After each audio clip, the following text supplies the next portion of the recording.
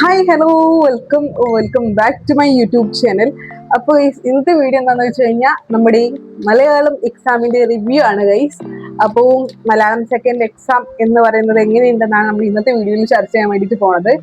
ഇപ്പോൾ ഞാൻ ബാക്ക്ഗ്രൗണ്ട് ഒന്നും മാറ്റിയിട്ടുണ്ട്. സാധാരണ ഞാൻ അവിടെയാണ് നിന്ന് സംസാരിക്കാറുള്ളത്, പക്ഷേ ഇന്ന് ഞാൻ ഒരു വെറൈറ്റിക്ക് ഇവിടെ നിന്ന് സംസാരിക്കാമെന്ന് വിചാരിച്ചു കേട്ടോ. കാര്യം നല്ല ചൂടുണ്ട് ഗൈസ്. എനിക്കാണെങ്കിൽ ഒരുമാതിരി ആയിരുന്നു കേട്ടോ ചൂടായിട്ട്. എന്തായാലും അതൊക്കെ പോട്ടെ guys. Let's start our vlog. And ഇതാണ് നമ്മുടെ മലയാളം സെക്കൻഡിന്റെ എക്സാമിനേഷന്റെ ഈ ഒരു പേപ്പർ എന്ന് പറയുന്നത്. അപ്പോൾ നമുക്ക് എന്തായാലും നോക്കാം ഗൈസ്, മലയാളം സെക്കൻഡ് എക്സാം എങ്ങനെ ഉണ്ടായിരുന്നു എന്ന്. അപ്പൊ ഞാൻ പറയാണ് കേട്ടോ. അപ്പൊ ഫസ്റ്റത്തെ ആൻസർ ഞാൻ എഴുതിയിട്ടുണ്ടായിരുന്നത് ബി ആയിരുന്നു. എ ആണോ ബി ആണോ എന്ന് പലർക്കും ഡൗട്ട് കാരണം വേറൊന്നുമല്ല, എ മരുഭൂമി എന്നായിരുന്നു ആൻസർ, ബി വഴി എന്നാണ്.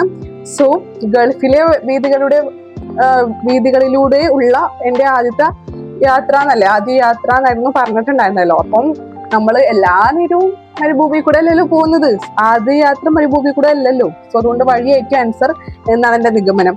പിന്നെ രണ്ടാമത്തെ ആൻസർ ഗൈസ്, എനിക്ക് എയും ബിയും ഡൗട്ട് ഉണ്ട്, ഒരേപോലെ ഡൗട്ട് ഉണ്ട്. സോ നിങ്ങൾ കറക്റ്റ് ആയിട്ടുള്ള ആൻസർ എന്താന്ന് പറയാ. ഞാൻ എഴുതിയിട്ടുള്ള ആൻസർ എ ആണ് കേട്ടോ. ബി ആണോ ഇന്ന് എനിക്ക് ഡൗട്ട് ഉണ്ട്, നല്ല ഡൗട്ട് ഉണ്ട്. അപ്പോൾ നിങ്ങൾ എന്തായാലും നിങ്ങൾ എഴുതിയ ആൻസർ കറക്റ്റ് ആയിട്ടുള്ള ആൻസർ ഒന്ന് പറയണേ.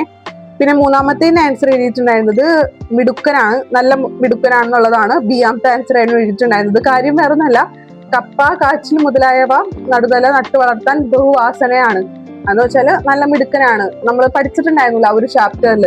കിട്ടുമാവൻ എന്ന് പറയുമ്പോൾ കുറെ ഭക്ഷണം കഴിക്കുമെങ്കിലും രണ്ട് ആളുകളുടെ ജോലി ഒറ്റയടിക്കെടുക്കുന്ന അങ്ങനെ ഒരു കോൺസെപ്റ്റ് വെച്ചിട്ട് എടുത്ത് എഴുതിയതാണ്. പിന്നെ നാലാമത്തെ ക്വസ്റ്റ്യൻ ഗൈസ്, യെസ് നാലാമത്തെ ക്വസ്റ്റ്യൻ പിന്നെയും എനിക്കൊരു ഡൗട്ട് ഉണ്ട് ഗൈസ്. സി ആണോ ഡി ആണോ ആൻസർ നല്ല ഡൗട്ട് ഉണ്ട്. ഞാൻ എഴുതിയിട്ടുള്ളത് സി ആണ്. ദൃശ്യത്തിന്റെ ചാരുത, അതാണ് ഞാൻ എഴുതിയിട്ടുള്ള ആൻസർ എന്ന് പറയുന്നത്. ഡി ആണോ എന്ന് എനിക്ക് ഡൗട്ട് ഉണ്ട്. പരസ്യ പ്രചാരണം എന്തോ ഒരു പ്രശ്നമുണ്ട്, അപ്പൊ അതുകൊണ്ടാണ് ഞാൻ ദൃശ്യചാരുത എടുത്ത് എഴുതിയത്. അപ്പം അങ്ങനെയായിരുന്നു കേട്ടോ. പിന്നെ ആണെങ്കിൽ ഗൈസ് അഞ്ചാമത്തെ എ ബി ഉണ്ടായിരുന്നു. എ വംശത്തിലെ ക്വസ്റ്റ്യൻ ആയിരുന്നു, ബി തഥാഗതയിലുള്ളതായിരുന്നു.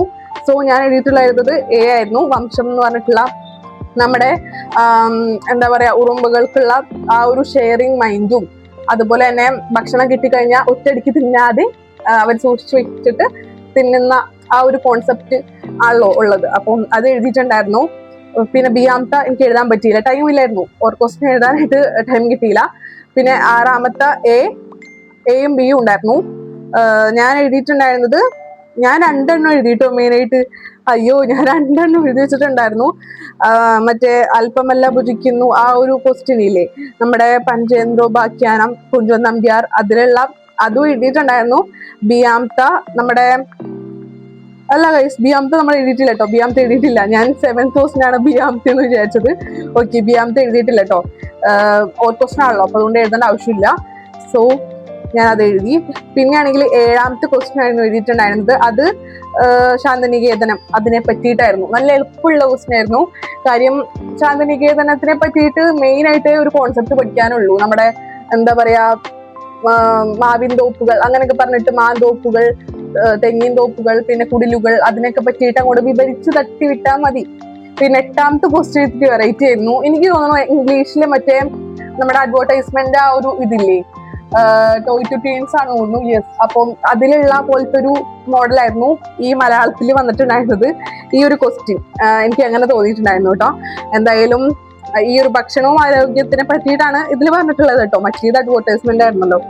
ഓക്കെ ഗൈസ്, അപ്പോൾ ഇതിൽ ഞാൻ എഴുതിയിട്ടുണ്ടായിരുന്നത് നമ്മുടെ കാര്യങ്ങളെല്ലാനും കൂടി ചേർത്തിട്ട് നമ്മുടെ ഈ ഒരു ഭക്ഷണവും ആരോഗ്യവും എന്നുള്ള ആ ഒരു കോൺസെപ്റ്റിൽ എഴുതാനായിരുന്നു പറഞ്ഞിട്ടുണ്ടായിരുന്നത്. സോ അത് എഴുതിയിട്ടുണ്ടായിരുന്നു. പിന്നെ ഒമ്പതാമത്തെ ക്വസ്റ്റ്യൻ, ഇപ്പോ മിക്ക ക്വസ്റ്റ്യൻ പേപ്പറിലും ഇതുപോലത്തെ ഒരു പാരഗ്രാഫ് എന്നിട്ട് ആൻസർ ചെയ്യാൻ പറയുന്നുണ്ട്. അത് നല്ല കാര്യം കേട്ടോ. കാര്യം മാർക്ക് സ്കോർ ചെയ്യാൻ പറ്റുന്നത് അങ്ങനത്തെ ഇതിൽ കൂടെ തന്നെയാണ്. സോ ഒമ്പതാമത്തേൽ ഞാൻ ഒന്നാമത്തെ എഴുതിയിട്ടുണ്ടായിരുന്നത് മനസ്സും ശരീരവും തമ്മിലുള്ള പാരസ്പര്യമാണ് ആരോഗ്യത്തിന്റെ അടിസ്ഥാനം, അത് എഴുതിയിട്ടുണ്ടായിരുന്നു. പിന്നെ രണ്ടാമത്തെ ഗാന്ധിജി റോസാപുഷ്പത്തെ ഉദാഹരണമാക്കി സമർത്ഥിക്കുന്നത് എന്ത്, അത് ഞാൻ എഴുതിയിട്ടുണ്ടായിരുന്നതില്ലേ മൂന്നാമത്തെ ലൈനിന്റെ ലാസ്റ്റ് ഒരു മുതല് അടുപ്പം വരെയായിരുന്നു എഴുതിയിട്ടുണ്ടായിരുന്നത്. എന്ന് വെച്ചാൽ മറ്റേ മെയിൻ ആയിട്ടുള്ള ആൻസർ പറയുകയാണെങ്കിൽ അതിന്റെ നിറവും മണവും തമ്മിലുള്ള ഒരു ബന്ധം പോലെയാണ് മനുഷ്യന്റെ ശരീരവും മനസ്സും തമ്മിലുള്ള അടുപ്പം. അതാണ് ഉദാഹരണമായി സമ്മർദ്ദിക്കുന്നത് കേട്ടോ. പിന്നെ മൂന്നാമത്തേന്റെ ആൻസർ എല്ലാവരും ഒരു ഹെഡിങ് ഒക്കെ കൊടുത്ത് ഔചിത്യ വിശദമാക്കി സെറ്റാക്കി എഴുതി. പിന്നെ ആണെങ്കിൽ ഗൈസ് 10ാമത്തെ ക്വസ്റ്റ്യൻ ആയിരുന്നു. 10ാമത്തെ ക്വസ്റ്റ്യനില് തഥാഗതനെ പറ്റിയിട്ടായിരുന്നു. മകളുടെ കഥാപാത്ര നിരൂപണം. ഇന്നലെ ഒരു കുട്ടി എന്നോട് കമന്റ് ചോദിച്ചിട്ടുണ്ടായിരുന്നു കഥാപാത്ര നിരൂപണം ഏതാണ് എക്സ്പെക്ട് ചെയ്യുന്നതെന്ന്. അപ്പൊ ഞാൻ പറഞ്ഞത് തഥാഗതയും ദയയും അതൊക്കെയായിരുന്നു കേട്ടോ. എന്തായാലും പറഞ്ഞ പോലെ തന്നെ തഥാഗതയിൽ വന്നിട്ടുണ്ട്. ഒന്നില്ലെങ്കിൽ അമ്മ അല്ലെങ്കിൽ മകളായിരിക്കുമല്ലോ. അപ്പം മകളുടെ എഴുതിയിട്ടുണ്ട്, നന്നായിട്ട് എഴുതിയിട്ടുണ്ടായിരുന്നു. പിന്നെ 11 എയും ബിയും ഉണ്ടായിരുന്നു. 11 എ ആണ് എഴുതിയിട്ടുണ്ടായിരുന്നത്. ഭക്ഷണവും ആരോഗ്യവും എന്നുള്ള ആ ഒരു ഇത് വെച്ചിട്ട് അത് എഴുതിയിട്ടുണ്ടായിരുന്നു. ഭക്ഷ്യവ്യവസ്ഥക്ക് കരുത്ത് പകരണം അത് വെച്ചിട്ട് സെറ്റ് ആക്കി എഴുതിയിട്ടുണ്ട്. എന്തായാലും എന്റെ അഭിപ്രായത്തിൽ ഗൈസ് നല്ലൊരു എക്സാം ആയിരുന്നു ഈ ഒരു എക്സാം എന്ന് പറയുന്നത്. I like it guys. എന്തായാലും മാർക്ക് ചോദിക്കരുത് ഗൈസ്. മാർക്ക് എനിക്ക് അങ്ങനെ പറയാൻ അറിയില്ല. എന്തായാലും 30 മേലെ ഉണ്ടാവും, അങ്ങനെ പറയാം. 30 മേലെ എന്തായാലും ഉണ്ടാവും, അത് ഡെഫിനറ്റ്ലി ഉറപ്പാണ്. പിന്നെയാണെങ്കിൽ A+ കിട്ടുമോ അങ്ങനെ വെച്ച് കഴിഞ്ഞാൽ എനിക്ക് അറിയൂല. ടീച്ചർമാരുടെ ഒരു കോൺസെപ്റ്റ് വെച്ചിട്ട് അവര് എല്ലാം മാർക്ക് ഇടുന്നത്. എന്താ പറയാ, ഇത് മലയാളമായതുകൊണ്ട് അവരുടെ ആ ഒരു ആശയം മന്നം. അപ്പൊ അതുകൊണ്ട് തന്നെ മാർക്ക് ഉണ്ടാവൂല്ലെന്ന് എന്നോട് ചോദിക്കരുത്. എന്ന് വെച്ചാൽ A+ ഉണ്ടാവും എന്നോട് ചോദിക്കരുത്.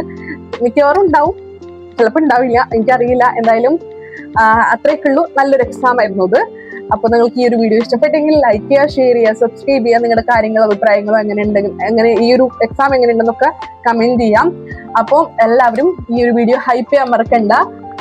ഹൈപ്പ് ചെയ്യുക, ലൈക്ക് ചെയ്യുക, ഷെയർ ചെയ്യുക, സബ്സ്ക്രൈബ് ചെയ്യുക, കമന്റ് ചെയ്യുക. ഇത് എന്തൊക്കെ പറയണ്ടേ? ഓക്കെ, എന്തായാലും ഇത്രയേ ഉള്ളൂ ഗൈസ് ഇന്നത്തെ വീഡിയോ എന്ന് പറയുന്നത്. അടുത്ത വീഡിയോ എന്ത് വേണം നിങ്ങൾ കമന്റ് ചെയ്യാം കേട്ടോ. നാളത്തെ വീഡിയോ ഇനി കെമിസ്ട്രി ആണല്ലോ എക്സാം എന്ന് പറയുന്നത്. അപ്പൊ കെമിസ്ട്രിയുടെ സ്റ്റഡി ബ്ലോഗ് ഡെഫിനറ്റ്ലി നമ്മൾ അപ്ലോഡ് ആക്കുന്നതായിരിക്കും. പക്ഷേ നാളെ എന്ത് വീഡിയോ വേണമെന്ന് നിങ്ങൾ കമന്റ് ചെയ്യാം കേട്ടോ. ഓക്കെ ഗൈസ്, എന്തായാലും ഇന്നത്തെ വീഡിയോ ഇത്രയേ ഉള്ളൂ. ഇഷ്ടപ്പെട്ടു കഴിഞ്ഞാൽ ലൈക്ക് ചെയ്യുക, ഷെയർ ചെയ്യുക, സബ്സ്ക്രൈബ് ചെയ്യുക, കമന്റ് ചെയ്യുക, ഹൈപ്പ് ചെയ്യുക. അപ്പോൾ വേറൊരു അടിപൊളി വീഡിയോ ആയിട്ട് വരാം. So bye dears.